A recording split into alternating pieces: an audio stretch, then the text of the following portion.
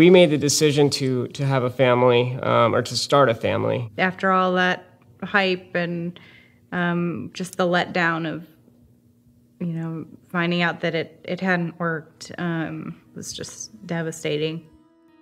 Basically gave our life savings to try again, and nonetheless we failed again.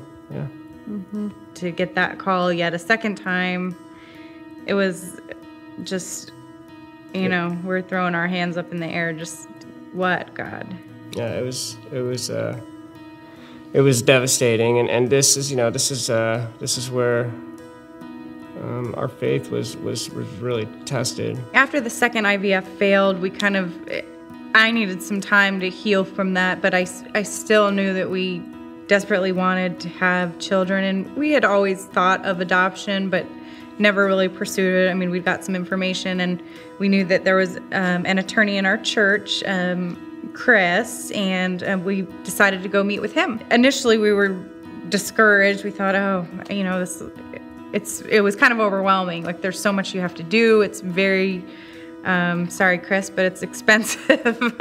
And kind of an overwhelming process. Just everything all the steps that you had to take just felt like, just forget it. And but he did say at the end of our meeting with him, every once in a while, a gal will walk into my office who's, 5, 6, 7 months pregnant, and, I'll get that call. And he said, but, don't count on that. Even though I didn't always believe it, I would be adamant about telling her that it was going to happen. Some way, somehow, we just didn't know how, and I felt borderline guilty because I almost wondered if I was promising her something that, that I couldn't make come true. But obviously, it wasn't up to me; it was up to God. We got a text message. I want to say the end of September of this year, obviously. Several text messages from several people in the church saying.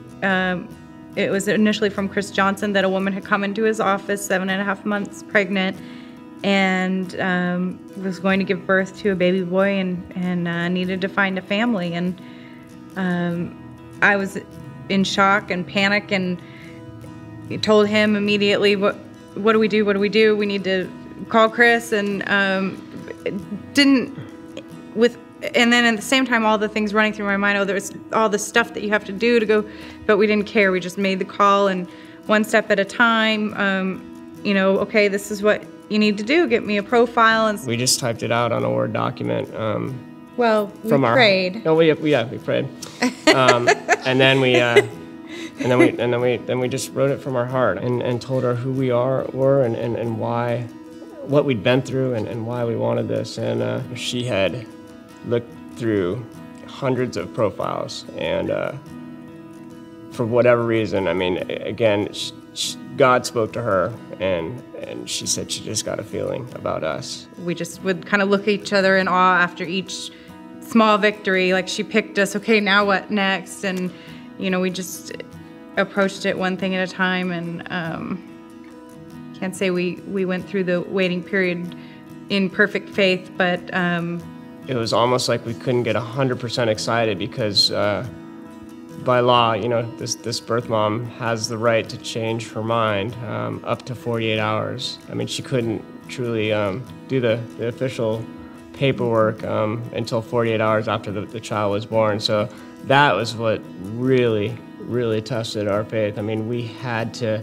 It was always like this, it was such a sense of joy, but it was always like this, what if, and that's where we really, really had to practice our faith. It was just, it was tough.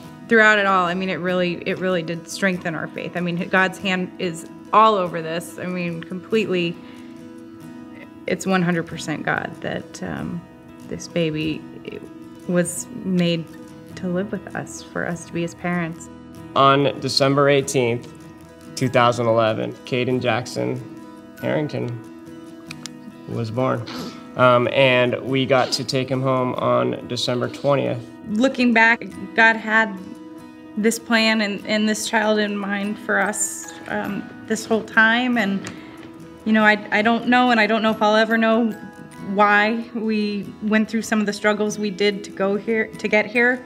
But I mean, it doesn't even matter. Our joy is fulfilled now with him. We couldn't be happier, and it makes all of that worth it. I mean, I would go through it a million times over again to bring this little guy home with us. And he's just such a good little baby. He's such a great gift, literally a gift from God to us. So.